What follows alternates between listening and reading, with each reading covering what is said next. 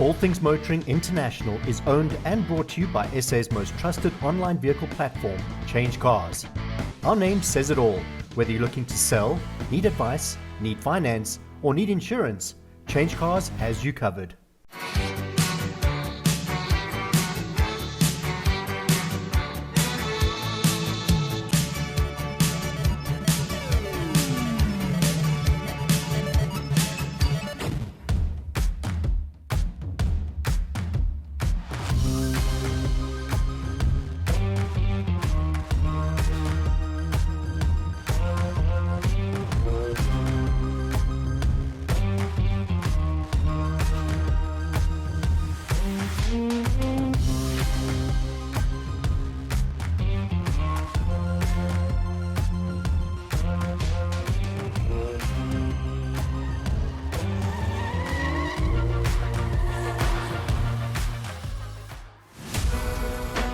Coming up this week on All Things Motoring International, Ernest attends the George Old Car Show, and Mike visits Bike Shop Rivonia in Sandton and talks all things bikes.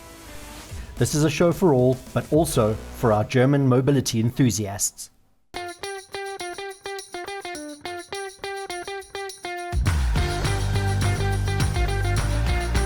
I'm all the way here in George for the George Old Car Show. And this year, the theme is German. But it's not just about German cars. The show is all about multiple brands, multiple fields, and it is gigantic. But of course, the German cars feature strongly. So, to get started, let's get a history lesson from the voice in the sky. The modern car was invented in Germany. Carl Benz and Nicholas Otto developed the first four-stroke combustion engine in the 1870s and would later develop the first bus. In 1901, Germany was producing an estimated 900 cars a year. In 1926, Daimler-Benz was created and started producing the well-known brand Mercedes-Benz. The first Audi automobile was produced in 1910, and BMW producing its first vehicle in 1928. I'm standing here with Stefanus Potgieter, a personal friend of Michael, and someone that owns a car that you guys have been chatting about for quite some time. I understand you're living the high life now, about to retire or currently retired from being a principal. But now, this is what's keeping you awake and wakes you up in the morning. That's right. Yeah, I'm very proud to have this vehicle. It belonged to my parents. And when my dad died, my mother gave it to me. So, kom ons praat 'n bietjie van sommige van die details op hierdie kar. Number one, those wheel nut covers. Not the wheel nuts, the wheel nut covers are original. Ja, hulle is plastiek. Hulle is 48 jaar oud, original. En die Ross-style wiele was die ekwivalent van die L-model, die 1600L. Ja. So dit is ook so kompleet gekom van dat hy uitgekom het. The doors open and close perfectly. These cars are known to have the hinges bend a little bit. You can open and close these doors perfectly. Ek dink as gevolg van die ouer mense wat met hom gery het, my pa was baie besorgd geweest dat jy mag nie 'n deur hard toe maak nie. Hy het altyd gesê maak jy hom so toe dat die ou aan die ander kant uitspring. So ek het dit maar by hom geërf, jy maak die deur saggies toe. Ja. En miskien was dit die behoud geweest daarvoor. Then there's the engine, but before I even get to the engine, the key is still the original key, and when you swing that key, it starts first time. Ja, dit is die voordeel van op die platteland bly, is dat daar is nog ouer mense wat die voertuie kan diens. In a world where there are so many Beetles, in fact, at one stage 1 million were produced in Germany, and now this one stands out above the rest. It's no wonder that Mike is having a good look at this, and there might be a phone call straight after this interview. Ek staan nou hier voor iets wat my heeltemal verbaas het. WC en Chris Swart staan hier langs aan my. I'm going to change back to English because that's all the Afrikaans I know, guys. But Chris, what are we looking at behind us here? 55 International pickup. It's a Harvison. I built it when I was in Porsche. We built it there. Okay, hierdie kar het baie detail. Vertel ons 'n bietjie daarvan. Ja, details is die belangrikste ding in 'n kar. Dit help nie jy bou 'n ding en dit nie details nie. So detail is jou strepe en goed wat geverf is, al jou knots, al jou chrome en stainless al hy werke. Chris and VC, congratulations on the build, gentlemen. The car looks fantastic and certainly one of the best looking and most interesting detailed builds we've seen at today's show. The year is 1942 and Manny Correa over here is shipping some moonshine in this Roadrunner over here. But tell us a bit more about this car with its exposed panels and engine bay. You've got the incredible gearbox in there. You've got the 5.7 litre engine. I mean, this is just an interesting car. Yes, I started it in lockdown and it's got a Colt chassis with a 350 Chevy motor. The chassis has been Z'd down, so they dropped the whole cab down. It's got a jag suspension at the back and an independent front suspension, a rear suspension, so it drives smooth. The biggest problem is wind noise. Aerodynamics of a brick. Yeah, exactly. But in 1942, aerodynamics wasn't the thing. And certainly when you were shipping the best 95 octane in the back here, 95 octane, aerodynamics is optional.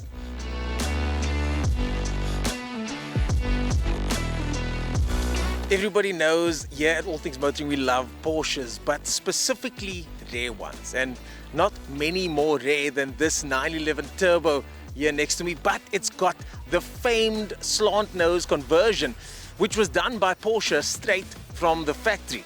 This one's got some other hop-ups, including the GT wing on the back, roll cage, and of course these incredible wheels and tires. It's also got a dogleg gearbox, and it just has an all-round special feel about it. Certainly one of my favorite cars here today. When you're walking around at the George Car Show, you're bound to bump into some Cape Townians. I'm standing with one, a Mustang fan, previous Mustang owner with a Callaway cap, in a Merc environment. If you've got petrol pumping through your veins, this is the place to be. But you look at these Mercedes Benzes over here, I mean, this was born before me. Yeah. You know, and I'm an old belly already. Yeah. So, but it's engineering at another level. Well, that's why this year's show is German themed. And as you pointed out earlier on, Ian, there's a whole bunch of Mercs me and you still have to go inspect, eh? Let's go have a look.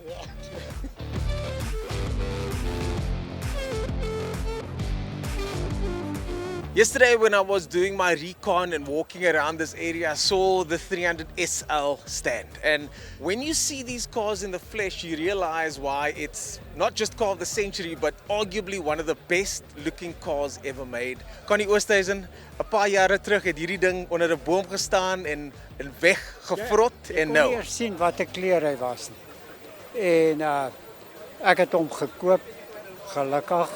Op daai stadium was daar omtrent 900 Mercedes members, club members. And when this car came in the market, it was chaos. Connie, do you often find yourself like me just stopping and staring at this car from time to time? I must be honest. I'm on my knees and just say thank you, Lord, for having a car like this. I think the two of us are just going to stand here and look at this car for a while. Coming up after the break, Mike talks to the co-owner of Bike Shop Rivonia and explores the different type of bike brands. That is amazing! Oh, I almost just stalled the oldest car in the entire world. To start the engine, you need a strong arm. I take the ignition on, air for the carburetor. It works. It's a bend. So the steering tiller, very light. It's actually a super light steering mechanism. So just slowly push it forward. You push it forward and that's how you move it. That is just amazing. And then the brake is just a pull back. So basically the engine operates at a fixed RPM and then you control the speed using a clutch-based lever. And there we go. Look at that. Honestly, this is easier to drive than just about any modern car because there are no pedals, there is no gear shift. It's just essentially a belt to the rear wheels. You push it forward and that's how you move it. Are you looking to sell? Visit Change Cars and click on the Selling tab.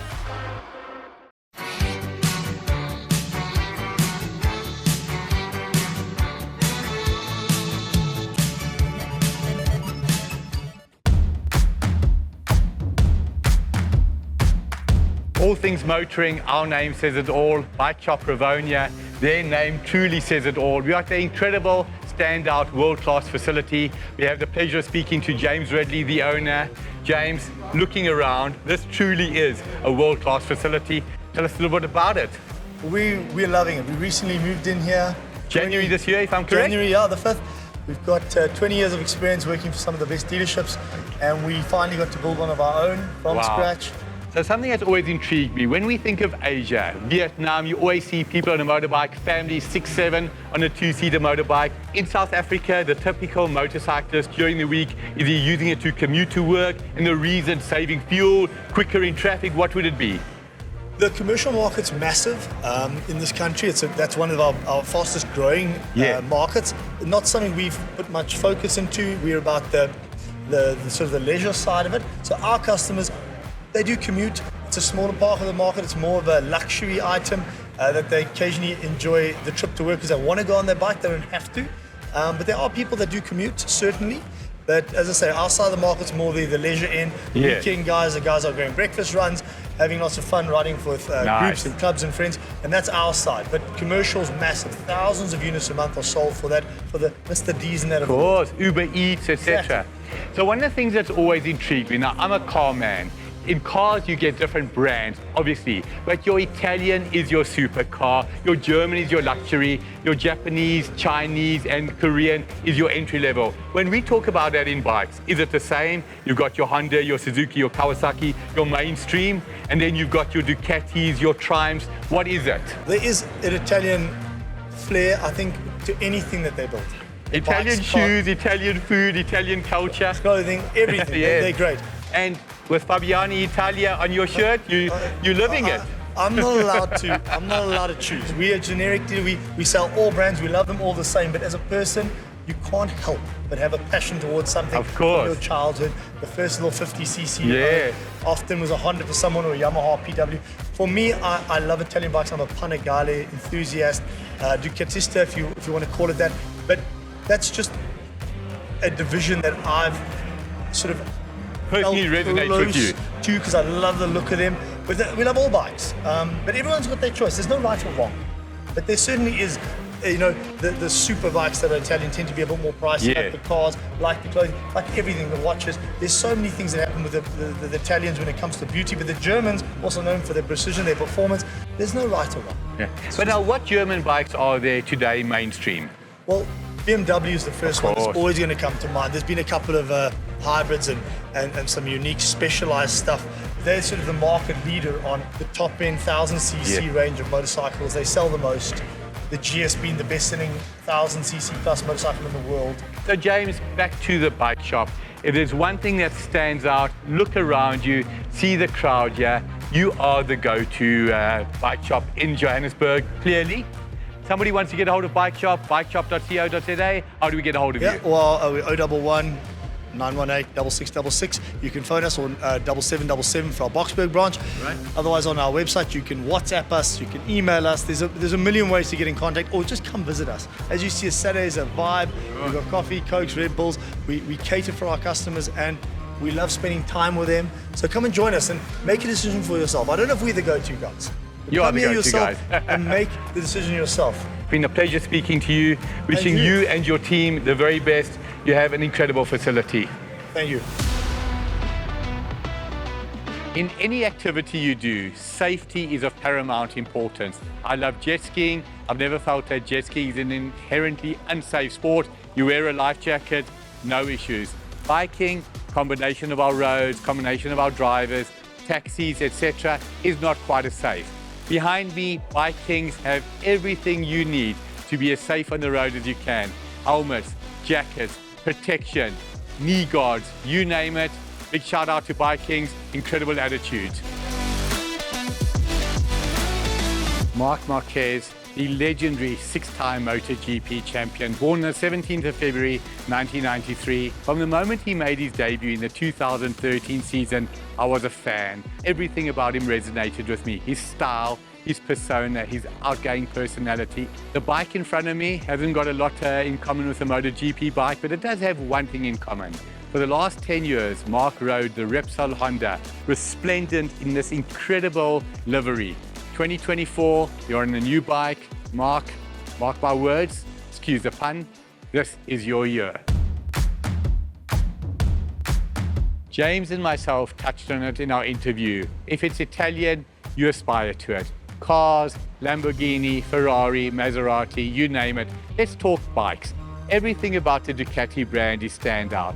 From the name to even their valve timing system. Think about it, valve timing. That doesn't sound authentic, but they call it desmodromic valves. Then the color. Red, made famous by Ferrari, but an interesting fun fact, and I'm only going to give you 5 seconds. The reason I'm only going to give you 5 seconds is if I give you 15, you're going to go Google it. Why is Ferrari red? Why was the British teams green? In the 1950s, the motoring authorities, the FIA of the time, said that the country of entrant, Britain, needed to be green, France needed to be blue, and the incredible country that is Italy was designated red. You heard it on All Things Motoring.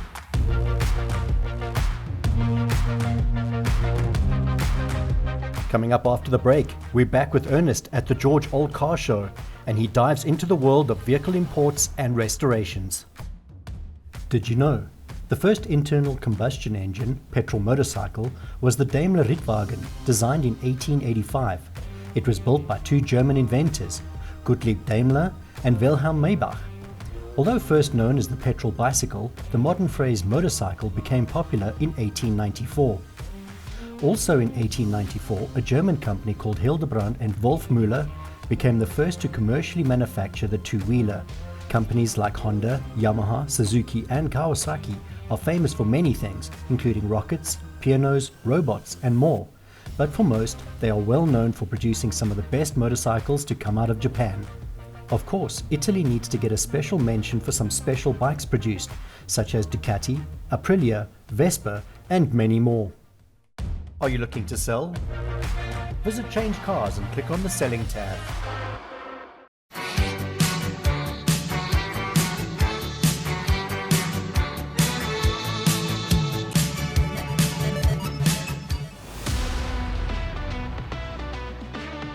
This is not just a car show, it's also an auction, as you can see behind me over here. A live auction is taking place right now, and that Rolls Royce is about to get sold off to one very lucky owner.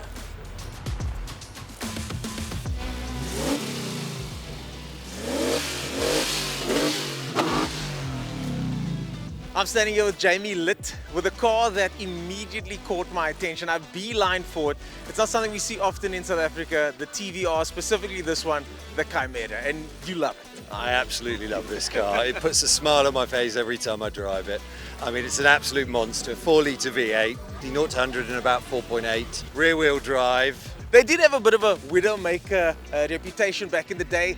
For me, this car represented a time where the independents like TVR were able to take the fight to the big manufacturers. Yeah, absolutely. When this car was brought out in the mid-90s, it had a better 0 to 60 or 0 to 100 than the contemporary Ferraris and Porsches of its time, and yet it cost less than half the price. So a time that has passed and a time that might not ever come again, but TVR certainly represents that time well, and I'm glad that Jamie and others have kept that reputation alive. Having said that though, Jamie, one last thing, this car's for sale. It is for sale if anyone's interested. If you're interested in this car, chat to the people at the Garden Route Car Club and they can get hold of Jamie, and maybe you could find yourself in a piece of British heritage.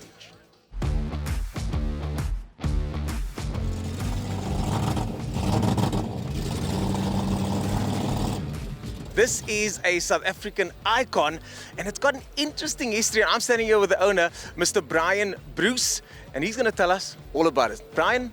So Ernest, yeah, look, it is a fascinating car. I mean, this is a Jimmy Price car from High-Tech Automotive in Port Elizabeth. This is a car that he decided to take on, which is the Daytona, Shelby Daytona. Only 6 original cars were built.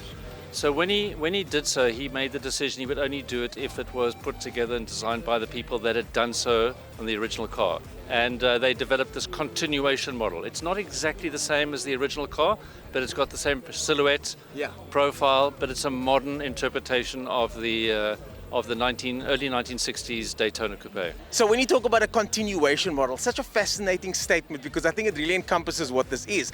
How fast is this car exactly? So this is a 515 horsepower car, 6.6 litre 402 Roush improved engine, speed limited 330 kilometers an hour.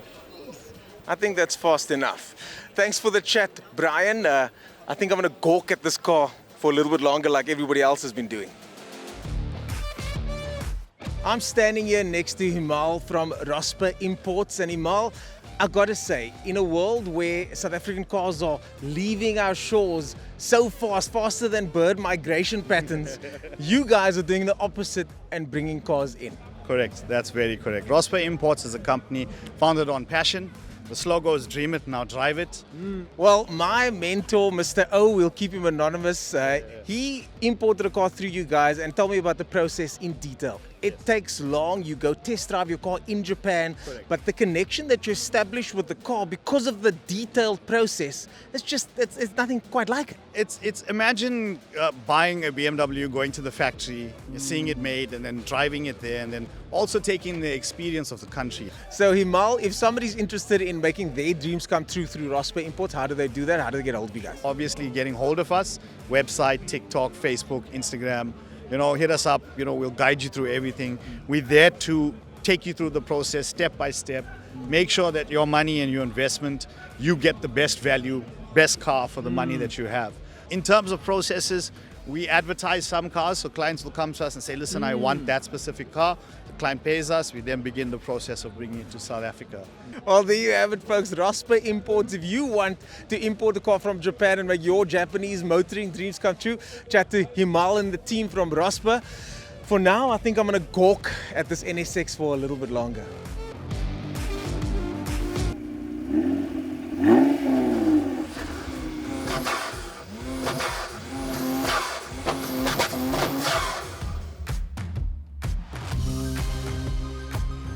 You can't have a classic car without sometimes having to have it restored. And that's why we're chatting to Regan Ishmael over here from a company called, aptly named, Revamp. Revamp Classics. So you guys are based in George. Now tell us a bit more about the company itself and where can we find you if we want to do a restoration? We 2 years ago, the big bosses, they bought Revamp. And then I started playing around because I have a passion for cars, as you know, from Cape Town. So then we bought, actually this one was the first one we bought, and we started playing around, and this one came along, we started restoring. And then last year, I think, speak under correction, I think around about May, June, Revamp Classic was born. And then from there, word of mouth, we got the 510 Datsun, that one came from upcountry, I think somewhere in Pretoria. And the blue Ford over there, that one also came from upcountry. And yeah, God willing, we want to grow it, and we want to have a center where we can have our youth, instead of sitting on corners and catching on, all kinds of things, come, even if you have a standard one or whatever, we want to, like they say in Afrikaans, we want to convert on it to werk. Well, there you go, folks. Revamp, not just revamping cars, but also helping to revamp our society. After Ernest had left the car show, Craig was left filming more cars. He stumbled upon a Chevy Deluxe and couldn't resist asking the owner for a quick interview. We've got a 1950 Chevy Deluxe, but it's a resto mod, which means that we've upgraded the engine, put in a 327 V8. She's all American customized. So she's got Dakota digital gauges, she's got air conditioning, power steering, electric windows, central locking. She's got Bluetooth, CarPlay, everything.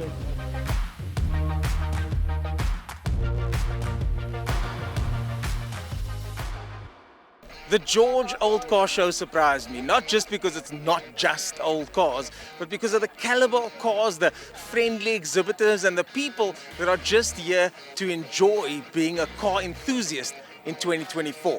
If you are ever in the area and you want to come inspect some of the finest cars South Africa has to offer, definitely make your way to the show. But for now, from me, it's time to dim the lights and head back to Cape Town, and we'll see you guys next time.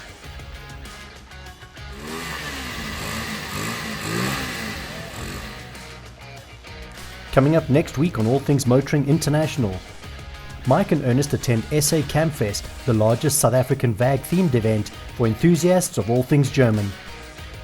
This is a show for the VW fans.